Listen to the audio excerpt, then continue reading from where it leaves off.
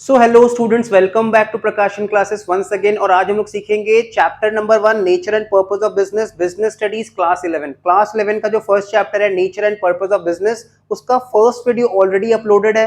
आज आ रहा है सेकंड वीडियो। सेकंड वीडियो में हम लोग क्या सीखने वाले हैं? आज का क्लास रहने वाला regarding the objective of business. Business क्यों एग्जिस्ट करता है, उसका ऑब्जेक्टिव क्या है, उसका टारगेट क्या है, बिजनेस क्या अचीव करना चाहता है, उसका एंड रिजल्ट क्या है, उसका गोल क्या है, उसका विजन क्या है। ठीक है, these are the answers, objectives of business. तो ऑब्जेक्टिव्स ऑफ बिजनेस में सबसे पहला ऑब्जेक्टिव होता है बिजनेस का इकोनॉमिक ऑब्जेक्टिव्स। इकोनॉमिक ऑब्जेक्टिव जो होता है वो बेसिकली पैसा से रिलेटेड होता है, फाइनेंशियल से रिलेटेड होता है। ठीक है, एंड सोशल ऑब्जेक्टिव्स का मतलब होता है जो सोसाइटी के रिस्पेक्ट में, बिजनेस का भी तो कुछ रिस्पॉन्सिबिलिटी है सोसाइटी के रिस्पेक्ट में। तो बिजनेस का मेनली दो ऑब्जेक्टिव हो गया, बिजनेस को मेनली दो ऑब्जेक्टिव अचीव करना है, that is one is economic objective and the other is social objective. Economic activities relates to economic, मतलब पैसा से रिलेटेड होता है, और social objective relate to society, मतलब बिजनेस का क्या रेस्पॉन्सिबिलिटी है।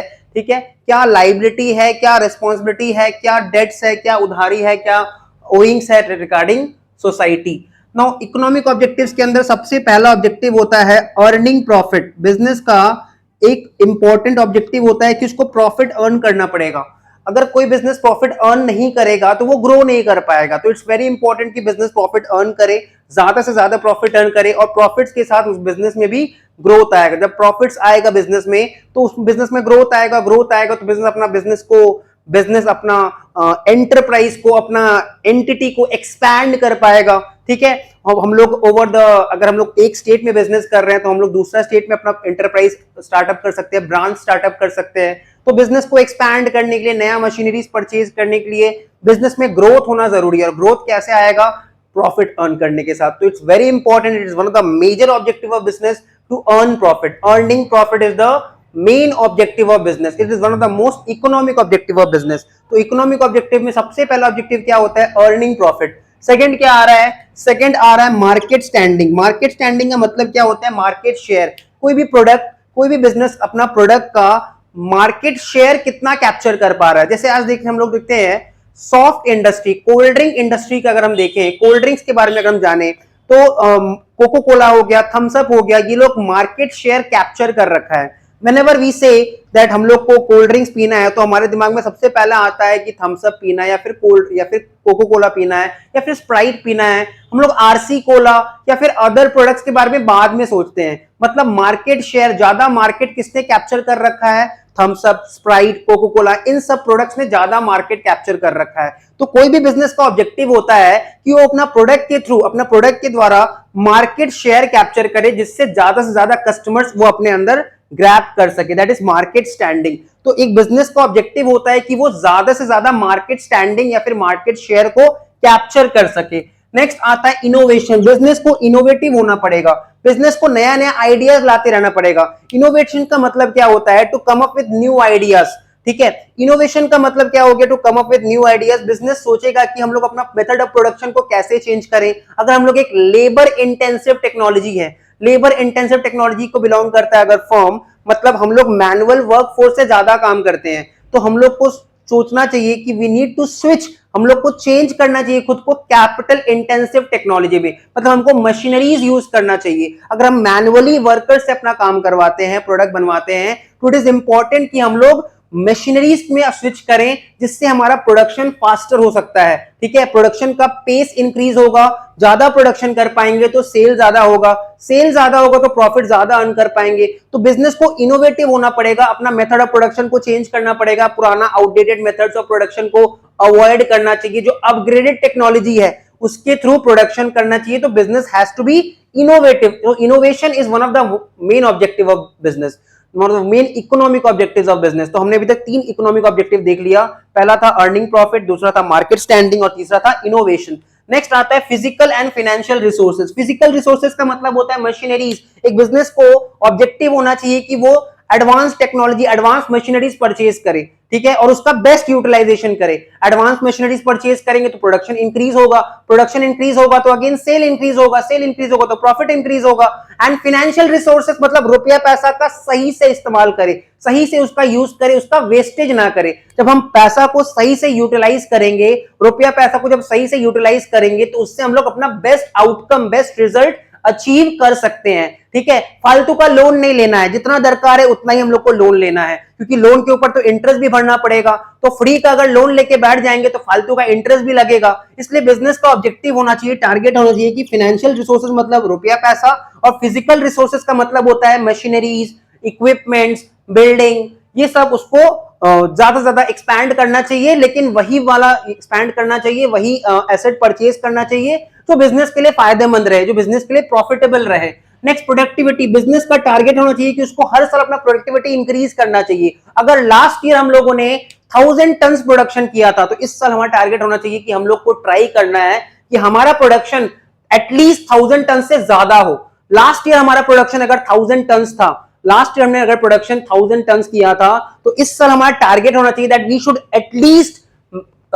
Should at least be near about 1000 ton productivity, या फिर उससे ज्यादा हो रहा है तो अच्छा ही है। ठीक है, प्रोडक्टिविटी को इंक्रीज करना चाहिए, प्रोडक्शन हर साल इंक्रीज होते रहे, ये बिजनेस का ऑब्जेक्टिव होना चाहिए। ठीक है, मैनेजर्स डेवलपमेंट। अच्छा मैनेजर्स अगर रहेगा बिजनेस के पास तो मैनेजमेंट अच्छा होगा, और जब मैनेजमेंट अच्छा होगा तो ऑटोमेटिक बिजनेस का जो रिजल्ट है वो अच्छा आएगा। तो मैनेजर्स को टाइम टू टाइम डेवलपमेंट करवाते रहना चाहिए, मतलब मैनेजर्स को स्किल कोर्सेज करवाना चाहिए। ठीक है, ये सब ऑब्जेक्टिव होता है बिजनेस का। And workers performance and attitude. Workers का जो परफॉर्मेंस है वो पॉजिटिव, वर्कर्स का परफॉर्मेंस अच्छा होना चाहिए, उनका एटीट्यूड पॉजिटिव होना चाहिए टुवर्ड्स द बिजनेस। ठीक है, वर्कर्स का नेगेटिव एटीट्यूड नहीं होना चाहिए। वर्कर्स को ऐसा परफॉर्मेंस होना चाहिए कि डे बाय डे उनका परफॉर्मेंस में अपग्रेडेशन आ रहा है, उनका परफॉर्मेंस में जो है पॉजिटिव इंपैक्ट आ रहा है। They should possess a positive attitude regarding the production. ठीक है, वर्कर्स का एटीट्यूड पॉजिटिव होना चाहिए। They should they should keep a target that उनको प्रोडक्शन को और ज्यादा बढ़ाना है। Now coming to social objective. Social objective में बिजनेस का ऑब्जेक्टिव होना चाहिए to supply good quality products. एक बिजनेस का सबसे मेन ऑब्जेक्टिव क्या होता है? To supply good quality products, because अगर business good quality products produce करेगा तो मार्केट में गुड क्वालिटी प्रोडक्ट्स बिकेगा, और मार्केट में कंपटीशन बहुत ज्यादा है। तो अगर क्वालिटी प्रोडक्ट्स रहेगा तो ऑब्वियसली कस्टमर्स हमारे प्रोडक्ट को ज्यादा एम्फसाइज करेंगे, ज्यादा टारगेट करेंगे, ज्यादा खरीदेंगे, जिससे ऑटोमेटिक हमारा प्रॉफिट इंक्रीज होगा। तो ये बहुत इंपॉर्टेंट है कि बिजनेस एक quality product, good quality products market में अवेल करवाए, प्रोडक्शन क्वालिटी प्रोडक्ट्स का हो। ठीक है, तो ये बिजनेस के लिए सोशल ऑब्जेक्टिव है। सोसाइटी के रिस्पेक्ट में बिजनेस का ऑब्जेक्टिव क्या है? To supply good quality products. ठीक है, that too at reasonable prices. ऐसा नहीं कि क्वालिटी प्रोडक्ट्स बनाने के चक्कर में हम प्राइसेस को बढ़ा दे रहे हैं, नहीं, तब नहीं चलेगा। क्वालिटी प्रोडक्ट्स भी देना है और प्राइसेस को स्टेबल रखना है, प्राइसेस को बहुत ज्यादा बढ़ाना नहीं है। Avoidance of unfair trade practices. Business को अवॉइड करना चाहिए unfair trade practices. Unfair trade practices क्या होता है? गुड्स में कुछ मिलावट कर देना, जैसे चावल में बहुत सारा पत्थर मिला देना, ठीक है, दाल में बहुत सारा पत्थर मिला देना, जिससे क्या होगा? ऑटोमेटिक उसका वेमेंट बढ़ जाएगा, उसका वेट बढ़ जाएगा। ठीक है, या फिर गलत प्राइस पे सामान बेचना, ज्यादा दाम में सामान बेचना, सामान को रोक देना, ब्लैक मार्केटिंग कर देना। ठीक है, या फिर कस्टमर के साथ कुछ चीटिंग करना, तो इसको बोलते हैं अनफेयर ट्रेड प्रैक्टिसेस। तो बिजनेस को अवॉइड करना चाहिए unfair trade practices. Business should follow fair trade practices, जिससे क्या होगा? बिजनेस के रिस्पेक्ट में लोगों का जो ट्रस्ट है वो इंक्रीज होगा, और जब ट्रस्ट इंक्रीज होगा तो ऑटोमेटिक लोग ज्यादा प्रोडक्ट खरीदेंगे, ज्यादा हमारा बिजनेस में इन्वॉल्वमेंट करेंगे। Employee welfare. बिजनेस को एम्प्लॉई के वेलफेयर के बारे में सोचना है। बिजनेस अगर सिर्फ खुद के बारे में सोचेगा तो कभी सक्सीड नहीं कर पाएगा। अगर बिजनेस अपने एम्प्लॉइज के बारे में भी सोचेगा, उनके रिटायरमेंट के बाद क्या होगा, उनके रिटायरमेंट के बाद उनको हमको कुछ पैसा देना चाहिए, क्योंकि देखो अगर एम्प्लॉय का रिटायरमेंट हो जाएगा तो उसके बाद भी तो उसका लिविंग है, तो वो अपना स्टैंडर्ड ऑफ लिविंग को कैसे मेंटेन करेगा? तो we need to think about employ. इसलिए हम लोग एम्प्लॉय को क्या होता है? रिटायरमेंट के बाद ग्रेचुइटी का पैसा देते हैं। किस चीज का पैसा देते हैं? Gratuity. Gratuity is a lump sum benefit. ठीक है, लमसम अमाउंट जो एम्प्लॉयर एम्प्लॉय को देता है। ग्रेचुइटी एक लमसम अमाउंट है जो एम्प्लॉयर किसको देता है? एम्प्लॉय को देता है, जनरली पोस्ट रिटायरमेंट। इसके अलावा हमको उसको पेंशन देने का सोचना चाहिए। ठीक है, या फिर उसका employ state insurance, ESI. Employ state insurance का मतलब क्या होता है? एम्प्लॉय को गवर्नमेंट हॉस्पिटल्स में हम लोगों ने इंश्योर्ड करवा रखा है। एम्प्लॉय का तबियत खराब होगा, उसको फ्री में वहां से मेडिकल फैसिलिटीज मिल जाएगा। तो एम्प्लॉय के वेलफेयर के बारे में सोचना भी बिजनेस का ऑब्जेक्टिव है, one of the social objectives है। Generation of employment, employment generate करना। बिजनेस अगर अपना यूनिट्स को, अपना एंटरप्राइज को एक्सपैंड करेगा तो इससे एम्प्लॉयमेंट जनरेट होगा। सपोज हम लोग करंटली बिजनेस कर रहे हैं कोलकाता में, हमने सोचा कि हम लोग अपना एक और यूनिट सेटअप करेंगे आसनसोल में, दूसरा यूनिट सेटअप करेंगे झारखंड में। इससे क्या होगा कि बिजनेस एक्सपैंड करेगा and with the expansion of business employment भी जनरेट होगा। जब नया बिजनेस यूनिट सेटअप किया जाएगा तो ऑटोमेटिक लोग जुड़ेंगे और नया एम्प्लॉयमेंट अपॉर्चुनिटीज आएगा जो सोसाइटी के लिए अच्छा है। Generation of employment. And last होता है प्रोटेक्शन ऑफ एनवायरमेंट। सारा ऑब्जेक्टिव्स को अचीव करते हुए हमको ये भी देखना है कि हम एनवायरमेंट को कोई हार्मफुल इफेक्ट तो नहीं पहुंचा रहे हैं। जैसे मान लो बिजनेस को अवॉइड करना चाहिए, साउंड पोल्यूशन अवॉइड करना चाहिए, वाटर पोल्यूशन अवॉइड करना चाहिए, ठीक है। दीज आर, क्योंकि बहुत बार क्या होता है ना, फैक्ट्रीज में मशीनरीज चलता है तो बहुत ज्यादा साउंड क्रिएट होता है, तो आसपास के जो सराउंडिंग्स होते हैं उनको बहुत डिस्टर्बेंस होता है। वाटर पोल्यूशन, बिजनेस में से मतलब मान लो फैक्ट्रीज से गंदा पानी एक्सट्रैक्ट आउट हो रहा है, ठीक है, तो वो वाटर को पोल्यूट कर रहा है। एयर पोल्यूशन, अगर हजार्डस स्मोक एक्सट्रैक्ट कर रहा है फैक्ट्री से तो वो भी एयर को पोल्यूट कर रहा है। तो बिजनेस को देखना है कि वो एनवायरमेंट को भी प्रोटेक्ट करे। ऐसा नहीं कि अपना ऑब्जेक्टिव अचीव करना है, प्रॉफिट अर्न करना है तो एनवायरमेंट को भूल जाना है, नहीं, एनवायरमेंट को भी प्रोटेक्ट करना जरूरी है। तो बिजनेस क्या करेगा, टाइम टू टाइम प्लांटेशन करवाएगा ट्रीज का अपने फैक्ट्रीज के आसपास, बिजनेस यूनिट के आसपास प्लांटेशन करवाना चाहिए, उनका प्रॉपर मेजर्स रखना चाहिए, ठीक है, और लोगों को प्रमोट करना चाहिए, लोगों को इंकरेज करना चाहिए कि वो लोग भी ज्यादा से ज्यादा प्लांटेशन करें, ठीक है, एनवायरमेंट को प्रोटेक्ट करने में जितना ज्यादा हो सके हेल्प करे। So these were all the objectives of business. अपने बुक से रीड आउट कर लेना, सारा पॉइंट्स होपफुली क्लियर होगा। मिलते हैं नेक्स्ट वीडियो में।